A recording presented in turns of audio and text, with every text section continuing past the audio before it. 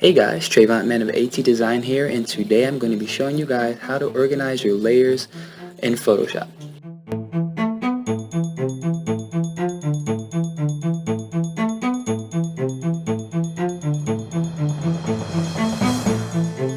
You see here I have my uh, image that I have already edited, and I have a speed tutorial on a previous video. You guys can click the link probably up here on the right. I'll have it attached to this video as well so you can see how I edited the picture. But for the purpose of this video, I'm going to be showing you guys how to organize the layers, showing you the layer organization that I used for myself. That works best for me, and maybe it'll work for you. So I'm going to show you how I did that. This is the original photo. What I did was duplicate it and make a base layer, and then I sandwiched all the adjustment layers in its group in between those. So if I ever want to see the original image, it's always the base layer, so I can just have my base layer, but I always keep the original just in case, but this is the original and this is the edit. So let's get into it. If I drop this down, you'll see all of the effects. You see all these different colors. So what I do is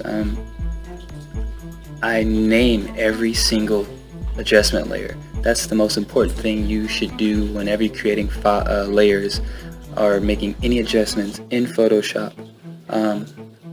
Always name your layers. You want the people or yourself who are going to see this file again, who needs to make adjustments, or the client's like, oh, I don't like that, could you fix that? You know exactly where to go to fix exactly what they're talking about instead of searching through tons and tons of layers.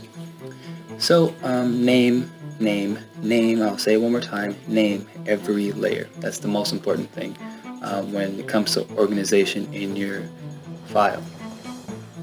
Also here you see after I named them, there's some that you see have certain groups.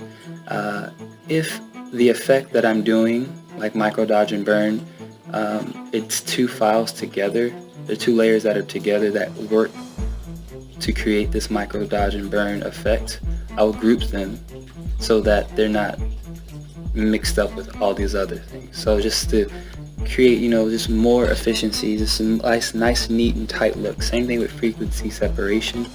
Those are two files that work together to create that effect. So I just grouped them together as one group. And then you see all these colors. So what I do is all the effects that have to do with lighting, I give them a color. And for light I use yellow because it's common color for light. You use whatever color you like, but that's the one I decided to choose. So this is pretty much how I organize layers in Photoshop, and that's pretty much it. So going over bullet points, you want to make sure that you so number one, make a duplicate of your original file and turn off your original layer, name that base layer. That's what you're going to work off of. You're not going to edit directly on it, but you're going to work from there. And then everything on top, you just build on top of it and name.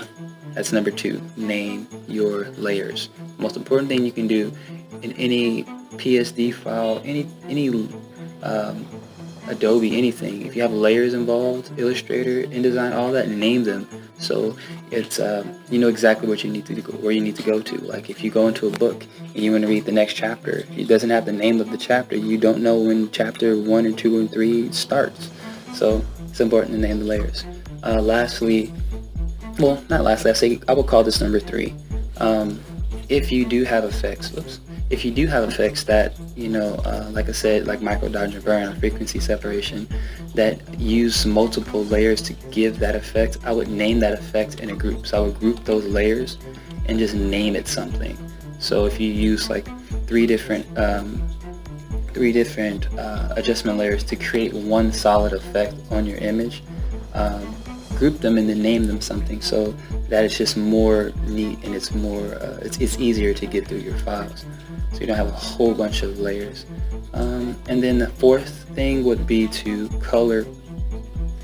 Give your color like a color scheme. It's not necessary, but it's just going that extra step. So all the, like here, all the red is what I use for the skin. All the yellows are they use for the shading, the lighting. The blues are they use for the color correction. Purple is just to notify the base layer. So that's it. Maybe you can give a legend when you pass this on to somebody, or you can type it in, make a new blank layer, just type it in there. But that's pretty much it. So you guys, that's the end of this tutorial. You now know how to organize your files in Photoshop. It works the same in any Adobe program pretty much, but I will go back and show you guys exactly. I'll make another video for you guys who do Premiere. I'll do one for Premiere Pro. So guys, thank you so much for watching my video. Again, this is Trayvon Man of AT Designers. Go ahead and follow me on Instagram, Facebook, and YouTube. I'll be posting more tutorials and videos shortly. And by the way, I have a music video that I recently did called Put in Work for an artist, Swaggity Jackson. You guys can check that also down in the link below. And hope you guys have a great one. Till next time, peace out.